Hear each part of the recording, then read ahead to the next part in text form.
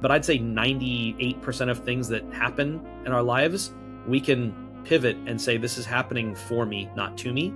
I think it was Wayne Dyer used to say, when you change the way you think about things, the things you think about change. Great segue for the rest of the conversation. What was your first gig? I started my career in consulting. So I was a management consultant for the first 13 years of my career at Accenture and Booz Allen. And then I kind of moved into org design, change management, leadership development coaching, did my master's in org sci.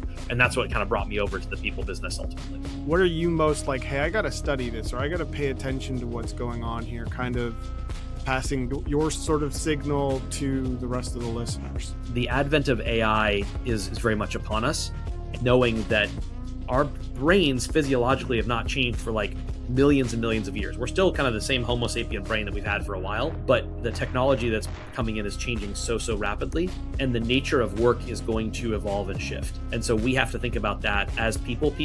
How do we help our employees, our clients, our colleagues go through this journey that's going to be very different in the world as this thing evolves? You've been that person for the CEO a number of times. You're about to go through this inflection point. Your CEO might be going through these things. How do you raise that with them without sort of bruising egos or tarnishing the relationship, and just actually building trust with them as well? Yeah, well, Martin, I see your Callaway sweater that you're wearing, so I'm going to use a little golf analogy here. I'm a terrible golfer, but I love the game. Choosing the right club for the right shot. We don't always use the same tool for every job. And I reserve those for a very, very hypercritical moment when I know that there needs to be a real strong point of view, that I've built enough trust with my CEO that he or she knows I'm on their agenda. Most of the time, my conversation with the CEO, and I think for us as people teams, is